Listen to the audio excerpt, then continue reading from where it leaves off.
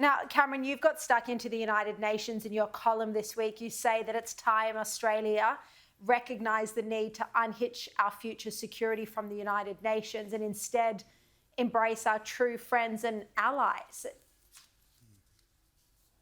Well, that's right. I mean, I think the United Nations had its place after 2 world wars, but it's not fit for purpose any longer, Sharri. It's become a citadel of wokeism, but also too appallingly anti-Israel. And let's just call it for what it is. I mean, there were 1.5 million people starving in Gaza under Hamas in 2022, but no UN motions, no court cases, no nothing. But Israel starts to self-defend, and wow, the UN is suddenly in action. No, the hypocrisy is rank.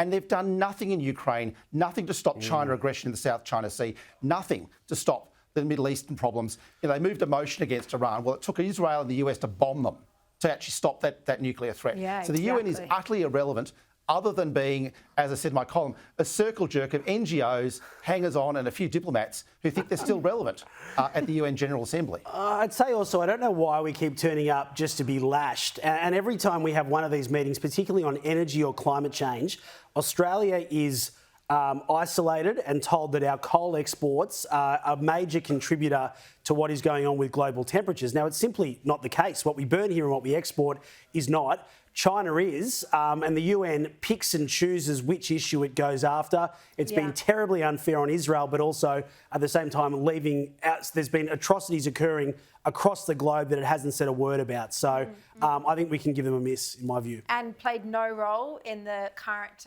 ending of the war, if you like, with Israel and Hamas. That was all down to the President of the United States.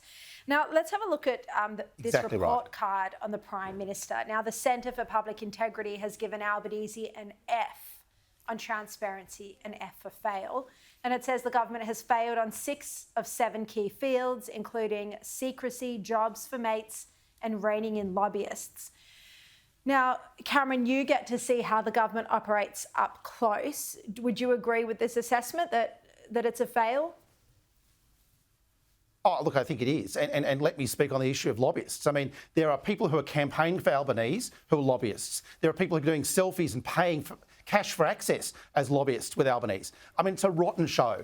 And the state systems, be it Queensland or New South Wales, are much, much better. Far more integrity at the state level than the federal level. So Albo needs to be called out this. I'm glad the CIP has, but his first action should be reforming lobbyists in Canberra. So just to clarify, when you say cash for access, what you're saying is donors who support the Labor Party are then getting access to meetings as a lobbyist. Absolutely. So the lobbyists are showing up with their clients' cash or their own cash, buying access, buying that seat at the table, buying the selfie with the Prime Minister, and that's what they're paying for, and that's a disgrace. And Sharri, when there's so much government money on offer now and governments are spending like never before, and you look at net zero and all those things, it's amazing that for all his faults, David Pocock is the one that is speaking the most about this and the fact we need transparency on lobbyists. We need to know who is... Some of these people have 24-hour access, as I understand, and can sort of walk around the corridors as they wish. And the idea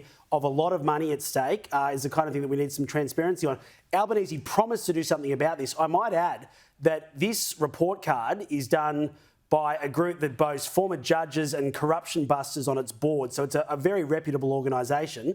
Also, Labor's not doing any hard interviews anymore. They're deliberately just putting everything through social media. They think they can win elections that way, and probably fair enough. But they've stopped doing hard talkback radio chats. They certainly wouldn't come on. Is that the case? Well, they're not doing as many as they used to by far. I mean, you might be lucky to get a shadow or a fringe minister on, but I mean, Chris Bowen isn't fronting up to 2GB or 3AW every day and answering hard questions. They certainly wouldn't come on your show and answer, and I'm sure you've asked. So many times I've asked for Albany. I mean, to think, not that this is about me, but I'm the only Jewish nightly television host, and even right after October 7, with the anti-Semitism crisis, the Prime Minister would not do an interview. None of them would. Yeah, they're being very, very deliberate in avoiding the tough questions, in my view, and just putting everything on social media where it's all a big joke. Yeah. Not much transparency at all, that's for sure. All right, Cameron Milner, James Hillis, great to see you both.